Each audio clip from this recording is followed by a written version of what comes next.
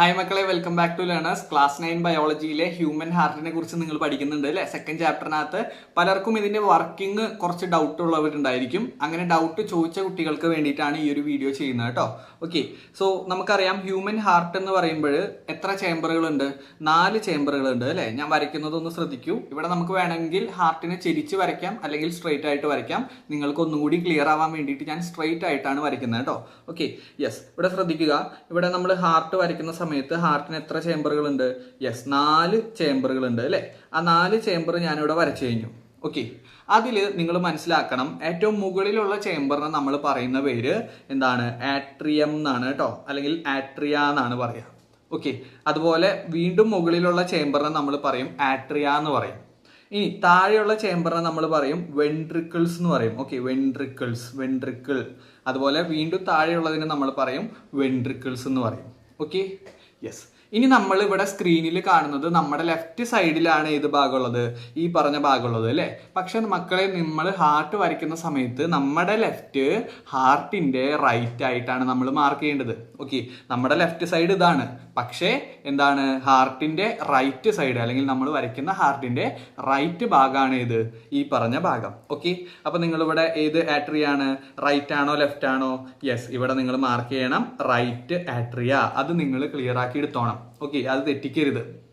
പിന്നെ അതുപോലെ വീണ്ടും താഴെയുണ്ട് എന്ത്? Right ventricle. Okay, yes. ഇനി അങ്ങനെയാണെങ്കിൽ ഈ സൈഡ് നമുക്ക് എന്ത് കിട്ടി? യെസ്, റൈറ്റ് എന്ന് കിട്ടി. അങ്ങനെയാണെങ്കിൽ ഓപ്പോസിറ്റ് സൈഡ് എന്തായിരിക്കും? ലെഫ്റ്റ് ആയിരിക്കും അല്ലെ? സിമ്പിൾ. അപ്പൊ ലെഫ്റ്റ് ആട്രിയ നമുക്ക് കിട്ടി, അതുപോലെ തന്നെ ലെഫ്റ്റ് വെൻട്രിക്കിൾ കിട്ടി. ഇത്രയും 4 ചേംബറുകൾ നിങ്ങൾക്ക് ക്ലിയർ ആണോടാ? യെസ്, ക്ലിയർ ആണെന്ന് വിചാരിക്കുന്നു. അപ്പോൾ ഇത്രേ പറഞ്ഞിട്ടുള്ളൂ. മുകളിലുള്ളത് ആട്രിയകൾ, താഴെയുള്ളത് വെൻട്രിക്കിൾ. നമ്മുടെ ലെഫ്റ്റ് ഹാർട്ടിന്റെ റൈറ്റ് ആണ്. ഓക്കെ, അപ്പൊ റൈറ്റ്. ഇനി നമ്മുടെ റൈറ്റ് ഹാർട്ടിന്റെ ലെഫ്റ്റ് ആണ്, നേരെ ഓപ്പോസിറ്റ്. ഓക്കെ, അപ്പൊ ലെഫ്റ്റ് ആട്രിയ, ലെഫ്റ്റ് വെൻട്രിക്കിൾ നമുക്ക് കിട്ടിക്കഴിഞ്ഞു. ഇത്രയും ചേംബേഴ്സ് ക്ലിയർ ആണെന്ന് വിചാരിക്കുന്നു. ഇനി മക്കളെ, നിങ്ങൾ ഇവിടെ മനസ്സിലാക്കണം, ഇവിടെ നമുക്ക് എന്തുണ്ടെന്ന് അറിയോ? ഇവിടെ പല വാൽവുകളുണ്ട്. ഓക്കെ, അതായത് 2 വാൽവുകളാണ് നമുക്ക് മെയിൻലി പഠിക്കാനുള്ളത്. ശ്രദ്ധിക്കൂ നിങ്ങൾ, 2 വാൽവുകൾ. അതായത് ഈ റൈറ്റ് ആട്രിയവും റൈറ്റ് വെൻട്രിക്കിളും തമ്മിൽ ഒരു ചെറിയ വാൽവ് ഉണ്ട്. ആ വാൽവിന് 3 കസ്പുകളാണ്, അല്ലെങ്കിൽ 3 ഓപ്പണിങ്സ് ആണെന്ന് വേണമെങ്കിൽ പറയാം. അതായത് ആ വാൽവിനെ നമ്മൾ പറയുന്ന പേര് പഠിച്ചു വെച്ചോണം. യെസ്, എല്ലാവരും പറഞ്ഞു അല്ലേ? നിങ്ങൾ പഠിച്ചിട്ടുണ്ട്, വെരി ഗുഡ്. എന്താണ്? ട്രൈകസ്പിഡ് വാൽവാണ്. ഏതാണ്? Tricuspid valve. ഇനി അതുപോലെ ഇതിന്റെ ലെഫ്റ്റ് ആട്രിയവും ലെഫ്റ്റ് വെൻട്രിക്കിളും തമ്മിൽ വേറൊരു 2 കസ്പുകളുള്ള, അല്ലെങ്കിൽ 2 ഓപ്പണിങ്സ് ഉള്ള ഒരു വാൽവ് ഉണ്ട്.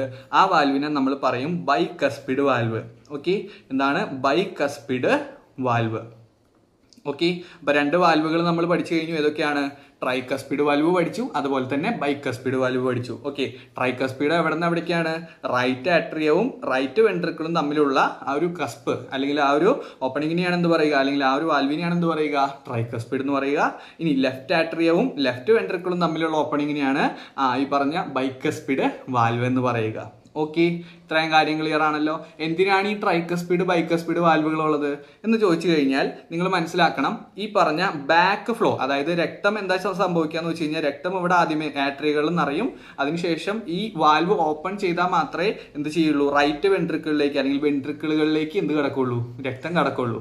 അപ്പൊ ഇങ്ങനെ കിടക്കുന്ന സമയത്ത് വെൻട്രിക്കിൾ വീണ്ടും ചുരുങ്ങും. ഓക്കെ, നിങ്ങൾക്ക് 3 സ്റ്റെപ്പുകൾ ഞാൻ പഠിപ്പിച്ചു തന്നിട്ടുണ്ട്. അപ്പൊ വെൻട്രിക്കിൾ ചുരുങ്ങുന്ന സമയത്ത് ഈ രക്തം മുകളിലോട്ട് കയറി പോകാതിരിക്കാൻ വേണ്ടിയിട്ടാണ് എന്തുള്ളത്? ഈ പറഞ്ഞ വാൽവുകൾ ഉള്ളത് കേട്ടോ. അപ്പൊ പ്രിവെന്റ് ബാക്ക് ഫ്ലോ എന്ന് എഴുതി കഴിഞ്ഞാൽ എന്തിനാണ് വാൽവ് ഉള്ളത് എന്നുള്ളതിന്റെ ഉത്തരായി. ഓക്കെ, ഇനി നമുക്ക് ഇതിൽ വരുന്ന ബ്ലഡ് വെസലുകളാണ് പഠിക്കാനുള്ളത്. മനസ്സിലാക്കണം, ഈ പറഞ്ഞ ഡബിൾ സർക്കുലേഷന്റെ കാര്യവും ഞാൻ ഇതിൽ പ്രധാനമായിട്ടും ഉൾപ്പെടുത്തുന്നുണ്ട് കേട്ടോ. ശ്രദ്ധിക്കൂ. അതായത് ഇത്രയേ ഉള്ളൂ മക്കളെ. ഇവിടെ ഞാൻ വേറെ കളർ ചൂസ് ചെയ്യാണ്. വേറെ കളർ ശ്രദ്ധിക്കൂ. അതായത് ഇതിലേക്ക് എന്ത് ചെയ്യുന്നു? 2 ബ്ലഡ് വെസലുകൾ വരുന്നുണ്ട്. ആ വരുന്ന ബ്ലഡ് വെസലിന് നമ്മൾ പറയുന്ന പേരാണ് വീനക്കാവ. ഓക്കെ, വീനക്കാവ എന്ന് പറയും.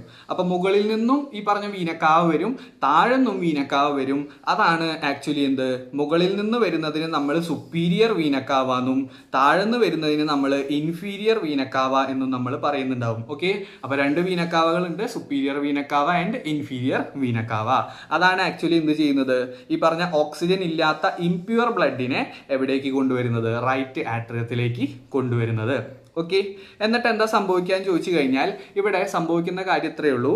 ഇവിടെ ആട്രിയകൾ ആദ്യമേ കോൺട്രാക്ട് ചെയ്യും. അതിനെയാണ് നമ്മൾ ആട്രിയാൽ സിസ്റ്റോൾ എന്ന് പറയുക. സിസ്റ്റോൾ എന്ന് പറഞ്ഞാൽ ഒന്നുമില്ലടാ, കോൺട്രാക്ട് ചെയ്യുക അല്ലെങ്കിൽ ചുരുങ്ങുക. ഓക്കെ, അപ്പൊ ആട്രിയ ആദ്യമേ ചുരുങ്ങും. അപ്പോൾ ഇവിടെ ഉണ്ടായിരുന്ന ബ്ലഡ് എന്താ സംഭവിക്കുക? യെസ്, താഴേക്ക് ഈ പറഞ്ഞ വെൻട്രിക്കിളിലേക്ക് വരും അല്ലേ. ഓക്കെ, ഈ വാൽവ് രണ്ടും ഓപ്പൺ ആകും. അതിനുശേഷം എന്ത് ചെയ്യും? ബ്ലഡ് ഈ പറഞ്ഞ വെൻട്രിക്കിളിലേക്ക് നിറയാണ് ചെയ്യുക. ഓക്കെ, പിന്നെ എന്താ സംഭവിക്കാൻ ചോദിച്ചു കഴിഞ്ഞാൽ ഇവിടെ ഈ ബ്ലഡ് നിറഞ്ഞു കഴിഞ്ഞാൽ, ഓക്കെ, ബ്ലഡ് വെൻട്രിക്കിളിലേക്ക് എത്തിക്കഴിഞ്ഞാൽ ഇവിടെ വീണ്ടും എന്തുണ്ട്? ഇവിടെ വീണ്ടും ഒരു ബ്ലഡ് വെസൽ ഉണ്ട്. ആ ബ്ലഡ് വെസലിന്റെ പേര് എന്താണെന്ന് അറിയോ? നിങ്ങൾ പഠിച്ചു വെച്ചോണം. ഈ ബ്ലഡ് വെസലിന്റെ പേര് എന്താണ്? യെസ്, പൾമണറി ആർട്ടറി ആണ് കേട്ടോ. ഓക്കെ, പൾമണറി ആർട്ടറി പഠിച്ചു വെക്കണം. Pulmonary artery. ആ പൾമണറി ആർട്ടറി ആണ് ബ്ലഡിനെ ഹാർട്ടിൽ നിന്ന് എന്ത് ചെയ്യുന്നത്? പുറത്തേക്ക് കൊണ്ടുവരുന്നത്. ഓക്കെ, ഹാർട്ടിൽ നിന്ന് എവിടേക്ക് കൊണ്ടുപോകുന്നത്? ലങ്സിലേക്ക് കൊണ്ടുപോകുന്നത് പൾമണറി ആർട്ടറിയാണ്. പഠിച്ചു വെക്കണം. അപ്പൊ ഈ പൾമണറി ആർട്ടറി എവിടേക്കാണ് പോകുക എന്ന് ചോദിച്ചു കഴിഞ്ഞാൽ സിമ്പിളായിട്ട് നിങ്ങൾ പറഞ്ഞോണം. എവിടേക്കാണ്? യെസ്, ലങ്സിലേക്കാണ് പോവുക അല്ലെ. Okay, yes. അപ്പൊ ലങ്സിലേക്ക് ഈ പൾമണറി ആർട്ടറി എവിടേക്കാണ് പോകാൻ ചോദിച്ചു കഴിഞ്ഞാൽ എവിടേക്ക് പോകും? ലങ്സിലേക്ക് പോകും. ഓക്കെ, അപ്പൊ ഈ ലങ്സിൽ എന്തുണ്ടെന്ന് ചോദിച്ചു കഴിഞ്ഞാൽ ലങ്സിൽ ഓക്സിജൻ ഇല്ലേ? ഈ ഓക്സിജൻ ഉള്ള ലങ്സിൽ ബ്ലഡ് എന്ത് സ്വീകരിക്കും? ഓക്സിജനെ സ്വീകരിച്ച് യെസ് പ്യുവർ ബ്ലഡ് ആയിട്ട് മാറും. അതായത് ഓക്സിജൻ അടങ്ങിയിട്ടുള്ള ബ്ലഡ് ആയിട്ട് മാറും. ഓക്കെ, അപ്പൊ ഇത്രയും കാര്യം കിട്ടിയെന്ന് വിചാരിക്കുന്നു. ലങ്സിൽ എന്തുണ്ട്? ഓക്സിജൻ ഉണ്ട്. ആ ഓക്സിജൻ അടങ്ങിയിട്ടുള്ള ബ്ലഡിനെ എന്ത് ചെയ്യും?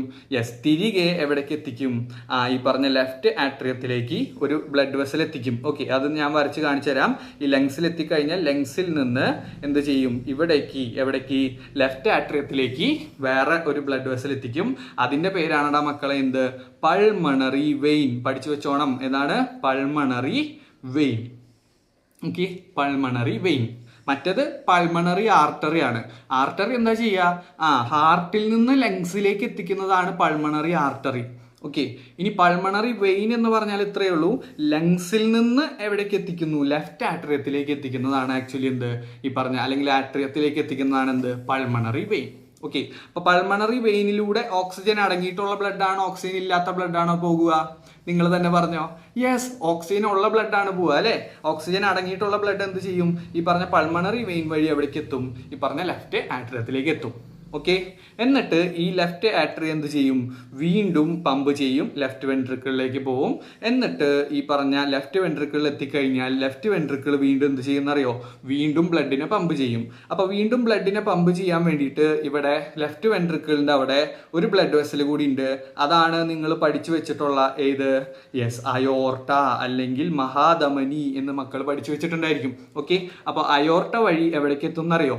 അയോർട്ട എങ്ങനെ പോയി പോയി പോയി പോയി പോയി എവിടേക്ക് എത്തും? ശരീരത്തിന്റെ ഡിഫറെന്റ് ഭാഗങ്ങളിലേക്ക്. ശരീരത്തിന്റെ പല ഭാഗങ്ങളിലേക്ക് എത്തുന്നുണ്ടാവും. Okay, different body parts. Okay, yes. അപ്പൊ ഈ ഡിഫറെന്റ് ബോഡി പാർട്സിൽ എത്തിക്കഴിഞ്ഞാൽ എന്താ സംഭവിക്കുക? വീണ്ടും ഈ ഡിഫറെന്റ് ബോഡി പാർട്സിൽ നിന്ന് വീനക്കാവ വഴി എന്ത് ചെയ്യും? വീനക്കാവ വഴി എന്ത് ചെയ്യും? ഈ ബ്ലഡ് റൈറ്റ് ആട്രിയത്തിൽ എത്തും. പിന്നെ റൈറ്റ് വെൻട്രിക്കിൾ പോവും. പിന്നെ പൾമണറി ആർട്ടറിയിൽ നിന്ന് ലങ്സിലേക്ക് പോവും. ലങ്സിൽ നിന്ന് പൾമണറി വെയിൻ വഴി ലെഫ്റ്റ് ആട്രിയത്തിലേക്ക് എത്തും. ഇത്രയും ഞാൻ പറഞ്ഞിട്ടുള്ളൂ. ഇത് കുറച്ച് ബുദ്ധിമുട്ടാണ്. എങ്കിലും നിങ്ങൾ കൺസെപ്റ്റ് മനസ്സിലാക്കി സ്ലോ ആക്കി വീഡിയോ കണ്ട് 2x ഒന്നും ഇട്ട് കാണാതെ പതുക്കെ പഠിക്കാനായിട്ട് ശ്രമിക്കുക. ഓക്കെ, അപ്പൊ നിങ്ങൾക്ക് ഇവിടുന്ന് സ്റ്റേറ്റ്മെന്റ് ബേസ്ഡ് ക്വസ്റ്റ്യൻസ് വരാം. അതുപോലെ മറ്റു പല ചോദ്യങ്ങൾ വരാം. അപ്പൊ ഇത്രയേ ഉള്ളൂ. ഇതിന്റെ ഫംഗ്ഷൻ ഒന്നുകൂടി ഞാൻ പറഞ്ഞുതരാം. ഇതാണ് 4 ചേമ്പറുകൾ അല്ലെ. Atria, atria, ventricle, ventricle. നമ്മുടെ ലെഫ്റ്റ് ഈ പറഞ്ഞ ഹാർട്ടിന്റെ റൈറ്റ് ആണ്. നമ്മുടെ റൈറ്റ് ഈ പറഞ്ഞ ഹാർട്ടിന്റെ ലെഫ്റ്റ് ആണ്. ഓക്കെ, അത് ഇത്രയും കിട്ടിയെന്ന് വിചാരിക്കുന്നു. പിന്നെ ഞാൻ പറഞ്ഞു മുകളിൽ 2 വീനക്കാവകളുണ്ട്. ഏതൊക്കെ? സുപ്പീരിയർ വീനക്കാവ, ഇൻഫീരിയർ വീനക്കാവ അല്ലെ. പിന്നെ ഞാൻ പറഞ്ഞു ഇവിടെ സുപ്പീരിയർ വീനക്കാവ, ഇൻഫീരിയർ വീനക്കാവ. അതിനുശേഷം എന്ത് ചെയ്യും? ബ്ലഡ് പൾമണറി ആർട്ടറി വഴി എവിടേക്ക് എത്തും? ലങ്സിലേക്ക് എത്തും. ഓക്കെ, അപ്പൊ ഞാനൊന്ന് ഡീഓക്സിജനേറ്റഡും ഓക്സിജനേറ്റഡും ഒന്ന് വരച്ച് കാണിച്ചു തരാം. ഇവിടെ ഇത്രയേ ഉള്ളൂ സംഭവം. ആദ്യമേ ഓക്സിജൻ ഇല്ലാത്ത ബ്ലഡ് എന്ത് ചെയ്യും? ഇതിൽ കൂടെ റൈറ്റ് ആട്രിയത്തിൽ വന്നെന്നറിയും. ഓക്കെ, എന്നിട്ട് റൈറ്റ് വെൻട്രിക്കിളിലേക്ക് പോവും. ഓക്കെ, ഇതൊന്നും ഓക്സിജൻ ഇല്ലാത്തതാണ് ബ്ലൂ കൊണ്ട് മാർക്ക് ചെയ്യുന്നത്. ഓക്കെ. എന്നിട്ട് ഓക്സിജൻ ഇല്ലാത്ത ബ്ലഡ് എന്ത് ചെയ്യും? പൾമണറി ആർട്ടറി വഴി എവിടേക്ക് എത്തും? ലങ്സിലേക്ക് എത്തും. അപ്പൊ ലങ്സിലേക്ക് എത്തിക്കഴിഞ്ഞാൽ പിന്നീട് വരുന്ന ബ്ലഡിനെല്ലാം എന്തായിരിക്കും? ഓക്സിജൻ ഉണ്ടാവും. കാര്യം ലങ്സിനകത്ത് എന്തുണ്ട്? ഓക്സിജൻ ഉണ്ട്. ആ ഓക്സിജനെ ബ്ലഡ് ഹീമോഗ്ലോബിൻ ഒക്കെ സ്വീകരിച്ചിട്ട് എന്തായിട്ട് മാറും? ഓക്സിജനേറ്റഡ് ബ്ലഡ് അല്ലെങ്കിൽ പ്യുവർ ബ്ലഡ് ആയിട്ട് നമുക്ക് മാറ്റാൻ പറ്റും. ഓക്കെ. എന്നിട്ട് ഈ പ്യുവർ ബ്ലഡ് ആണ് ആക്ച്വലി എന്തിലൂടെ കടന്നു പോകുന്നത്? പൾമണറി വെയിനിലൂടെ കടന്നു പോയിട്ട് എവിടേക്ക് എത്തുന്നത്? ലെഫ്റ്റ് ആട്രിയത്തിലേക്ക് എത്തുന്നത്. എന്നിട്ട് ലെഫ്റ്റ് വെൻട്രിക്കിളിലേക്ക് എത്തും. എന്നിട്ട് ഈ പറഞ്ഞ പ്യുവർ ബ്ലഡ് വീണ്ടും പമ്പ് ചെയ്യുന്നത് എങ്ങനെയാണ്?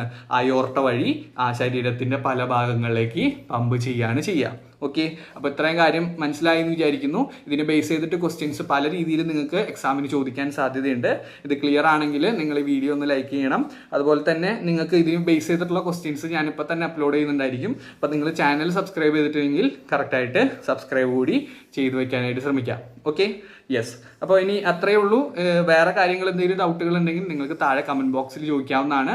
ഞാൻ അപ്പോൾ തന്നെ നിങ്ങൾക്ക് വേണ്ടിയിട്ട് വീഡിയോ സ്പെഷ്യലായിട്ട് വേണമെങ്കിൽ വീഡിയോ എടുത്ത് ചെയ്യാവുന്നതാണ് കേട്ടോ. ഓക്കെ. Thank you.